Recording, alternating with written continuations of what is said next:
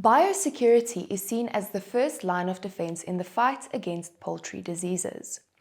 It entails measures to prevent birds from getting in contact with disease-carrying agents, which can be anything from people to other animals, feed, and even farm equipment. This practice is, however, a little easier said than done. In today's episode of Chicken Chat, we place the focus squarely on this issue. We also take you through the steps of implementing a proper biosecurity system on a farm. However, Lisa will bring us up to date with the news first, so stay tuned.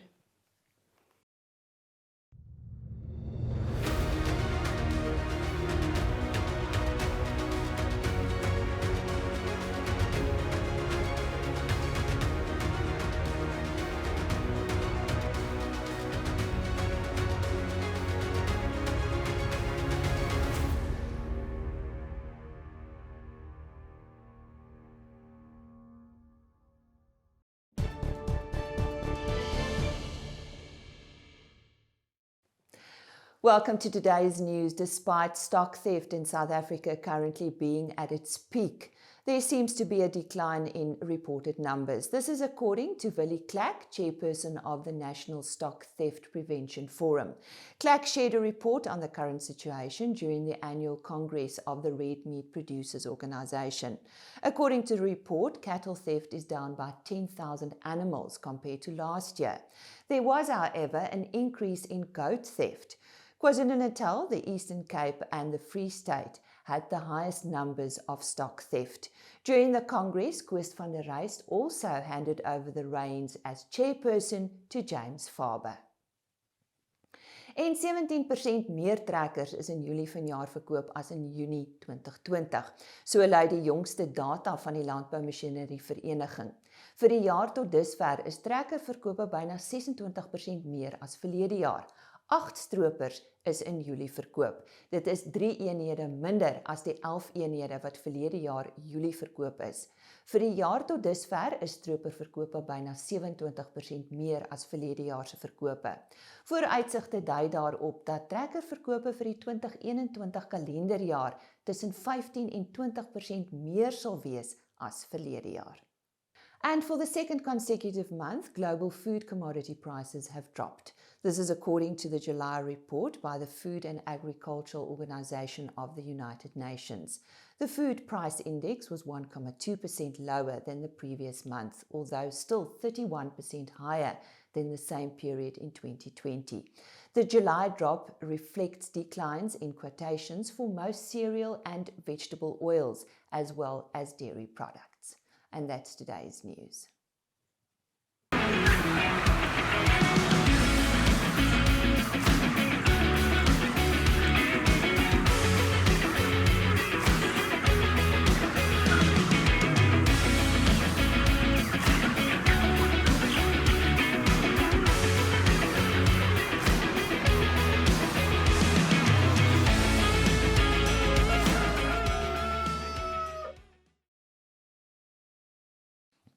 Welcome to another Chicken Chat, and today we'll talk about biosecurity. Now, Chicken Chat is a series of discussions we've had on the poultry industry in South Africa, issues and interesting facts we've shared with our viewers. So if you have missed any of our previous episodes, search for Chicken Chat and you'll be able to watch them. Today on biosecurity, I welcome Dr. Shahn Bisschop from Avimune. Shahn, welcome again. Thank you. And Nick Stevenson from Afrivet. Welcome, Nick. Thank you. Yeah. Shahn, just to take us back to basics, what exactly is biosecurity? Biosecurity is actually a compound word from biological and security. So we kind of shortened it into biosecurity. And really, in short, it's just all the measures we take to prevent diseases from getting onto our farms. So in short, that would be the answer. Nick, why is biosecurity so important on our poultry farms? Lisa, I think if you have a look at any farming operation, biosecurity is important because, as Shahn said, you're trying to prevent disease getting onto farms. But in any what we like to call an intensive farming environment where your stocking density is a lot more, there are a lot more animals specifically in your pig and poultry operations, that are in a more confined space. So what we often find is a disease, because of there being such a high population in a confined space, the disease tends to spread a lot quicker. And in many instances, your animals are sharing surfaces, like your feeding surfaces and your drinking equipment. So if one bird gets sick, it rapidly spreads through to the rest. And often our poultry in particular are a lot more susceptible to a lot of the diseases that can cause production problems. Yeah. So Shahn, how do these diseases usually spread on a poultry farm? Okay, well, importantly, how do the diseases get onto the poultry farm? So its issue is that you start off with a disease in unhealthy poultry, and then that disease will spread into healthy poultry in a different farm. So diseases can move through the environment with wind, with dust. Those are big concerns. But often in intensive production, the most important source is people and the activities on the farm. So, for example, vehicles coming on to deliver feed, deliver chicks, are also a big concern to the farm. And then, of course, just the individual people coming to the farm, coming to work each day, can be on people's clothes. These diseases can travel on your feet, on your shoes.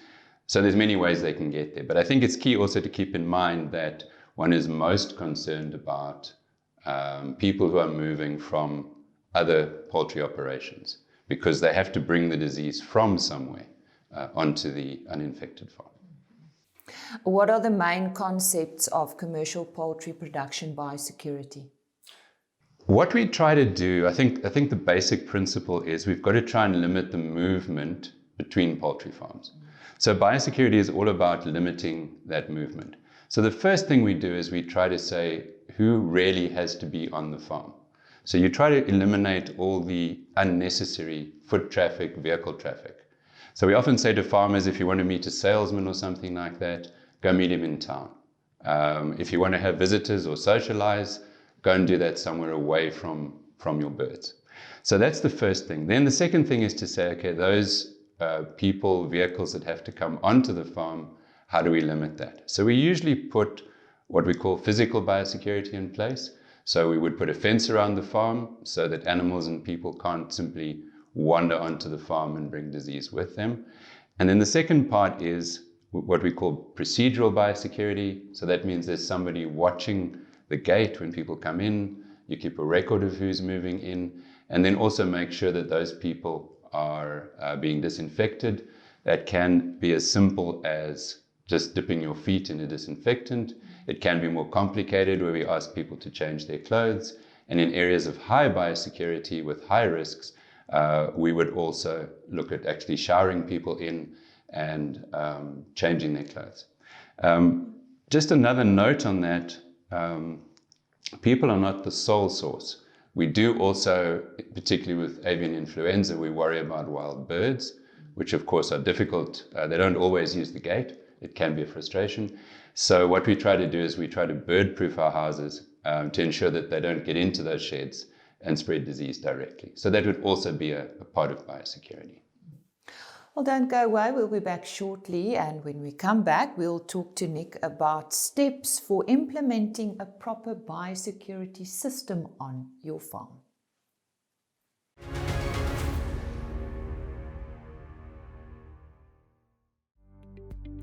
Goeiemôre kykers. Grane en oliesade het verlede week redelik stabiel verhandel op die termynmark vir lewering in September. Witmielie-prys wat 0.7% gestyg het en geelmielies wat 0.1% duurder is. Koringprys is 1.1% op, terwyl oliesade effens laag gekry het. Sonneblom wat 0.8% goedkoper is en sojabone 2.3% goedkoper. Die olieprys het week op week skerp gedaal met 7% en dit is soos wat die OPEC-lande die uitset verhoog is daarna weer sprake dat daar 'n korttermyn ooraanbod van olie is wat druk op die olieprys plaas.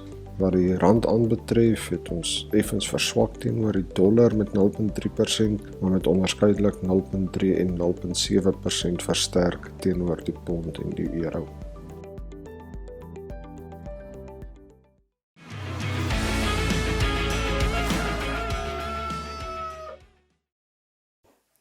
Welcome back to Chicken Chat. With me today is Dr. Shahn Bisschop from Avimune, and we've also got Nick Stevenson from Afrivet. And we're talking about biosecurity. Nick, Shahn did touch on it, but let's take us through the steps of implementing a proper biosecurity system on a poultry farm.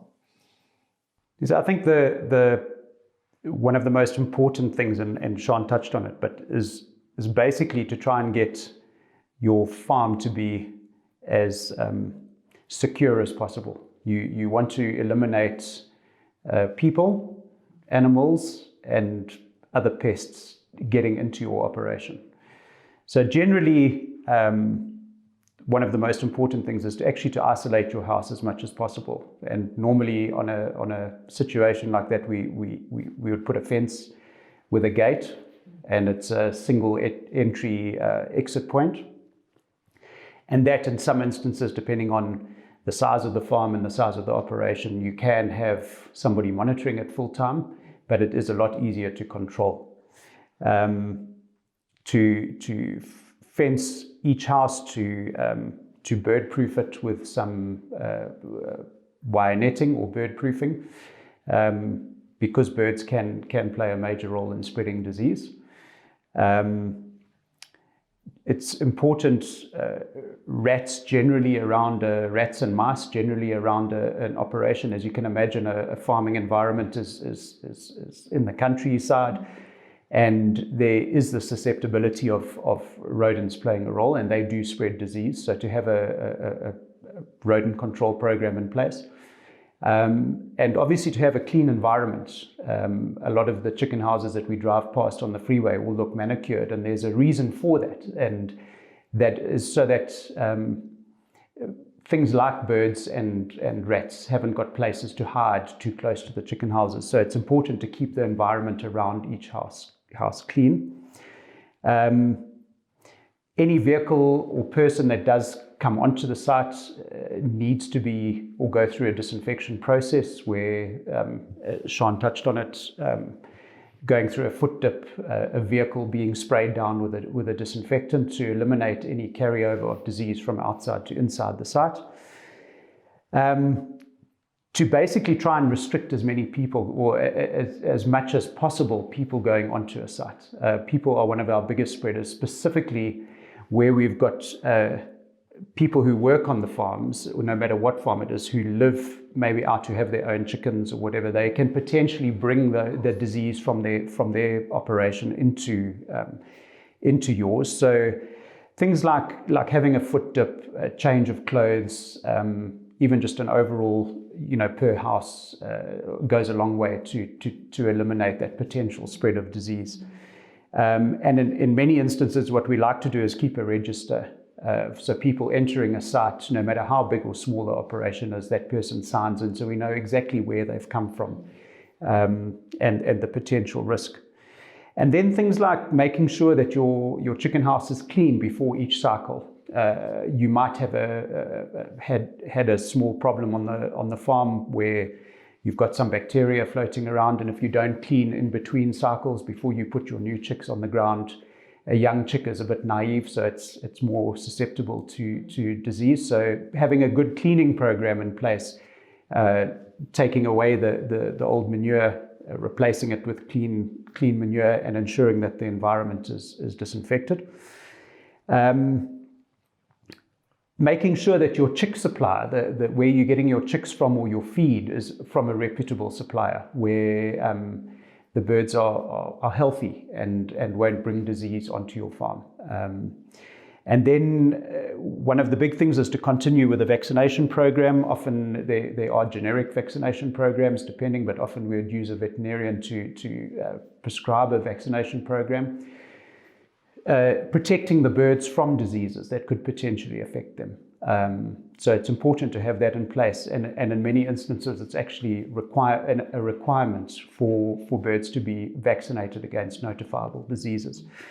And then to be observant, to be able to go into your chicken houses, to look at the birds, to pick up any problems early, so that if there is a potential problem in your house, you can react on that. Rather safe than sorry. Rather safe than sorry, yeah. Nick, what about a communal production system? What can you do? We're seeing the communal production system fairly often, specifically in the rural areas, and some of them are private, some of them are government, but the basis of that, the whole biosecurity basis is exactly the same as what I've mentioned. I just think that it's vitally important for every role player in that community to be on the same page. Most of the time, the owners of the communal type of setup they work elsewhere, and it's important that they understand and they're all on the same page, not just walking in and out of the system. Much better to have somebody dedicated working on the site. And then should anybody need to go in, the biosecurity program or protocol falls in place. I think in many instances there's more risk related to a community type of operation. And yeah, as long as everybody's on the same page and has an understanding. I think the important thing is with the biosecurity program, these are basic guidelines, but every farm is very unique, very specific, and often, with a veterinarian or help of somebody in a state consulting extension officer or a veterinarian can implement programs specifically around those farms. In closing, Shahn, what are the warning signs for infectious diseases? Well, of course, every disease has a particular appearance, but broadly, how does one start to know whether there's a problem with your birds potentially? So usually, the first thing a lot of farmers will pick up is that there's a decrease in water intakes, particularly, sometimes associated with reduced feed intakes. Those are often the early warning signs of many of the diseases. That just means your birds are probably not feeling exactly happy. After that, you could have specific signs. Birds could be coughing or sneezing. And then, of course, there's always a risk that some of the birds will die. And that your production parameters, of course, will be affected. They could grow slower.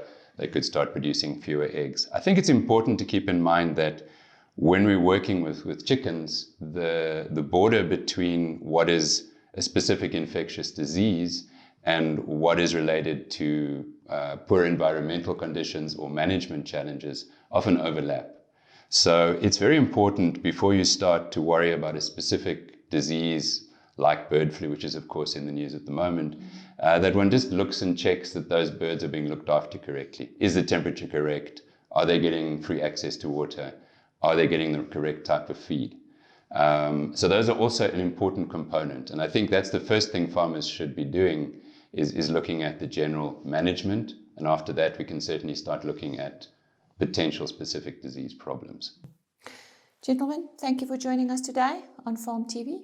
Thank you. Thank you. Lucy. And that was our next Chicken Chat. And this discussion today was on biosecurity.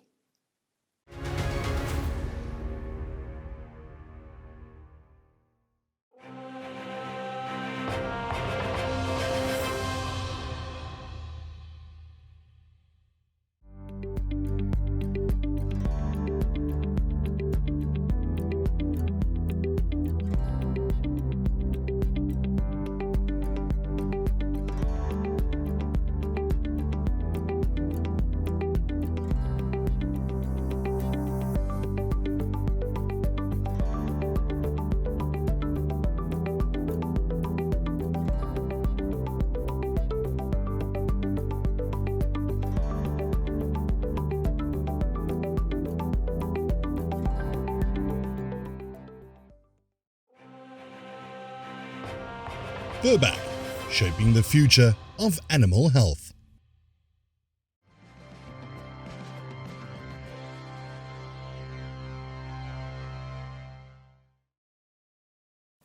We are continuing with our discussion on biosecurity and focusing on training small-scale poultry farmers in South Africa, and I'm talking to Nick Stevenson again from Afrivet. This is also an Afrivet initiative.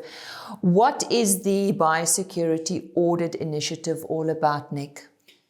Lisa, so what happened towards the end of last year, it was an initiative between Afrivet, SAPA, the South African Poultry Association, and a division of SAPA called PDMA, which is the Poultry Disease Management Association, where the initiative was proposed that we went into all specifically the rural areas and did a biosecurity auditing and training program with our small-scale farmers to assist them basically protect their flocks and implement the program so that they were hopefully protected from any disease that was spreading across the country. And it's national. It is a national thing. So pretty much what is happening is Afrivet are running with the whole project from a physical perspective. We've got auditors on the ground in each region. So we've got in the Western Cape, Eastern Cape, KwaZulu-Natal and the Gauteng region. They are making contact with various agricultural departments, role players in the various rural areas and farmers directly. And we're physically going onto farms, helping farmers implement, basically identify. We're going on to have a look at their farms, pointing out the areas of risk, and then helping them improve their biosecurity programs on the farm. And then as a spin-off for that, we are having farmers' days where we're training groups of farmers on biosecurity, as well as sort of into production issues, because there's a big demand for assistance with production. So that's the process. So that is the process, right. yeah. Who benefits from this initiative? So any small-scale farmer who maybe isn't part of call it a formal farming organization, anybody who grows chickens or produces chickens or any form of chicken farming. We do see some farmers who have pigs as well as chickens. Both go hand in hand. But we are more focused on poultry at the moment, specifically from the SAPA side of things. And as I say, so it's an initiative from SAPA to give back and assist the small scale farmers. I think what we're noticing with the project is that it's a much bigger operation than we actually thought it would be. There are many more farmers that are producing chickens in the rural areas, and because of this, there's a desperate need for assistance for the farmers. So how do farmers get in touch with you to get involved in this initiative? Yeah, so I think Afrivet is being the main driver behind the project to get hold of anybody from Afrivet, any of the government extension officers or veterinary technicians in the areas, or ourselves, directly. We'll put up the information on the screen afterwards. But if they're happy if they're interested to sort of get involved in the project, then by all means make contact with us and we'll roll that out in the areas. So, Nick, thank you. Thank good you luck. very much. You Appreciate it. It's a big task. It is a big task, but it's really exciting. Thank you. Well, that's all about a biosecurity audit initiative by Afrivet and other parties. So get in touch with them. The detail was on the screen.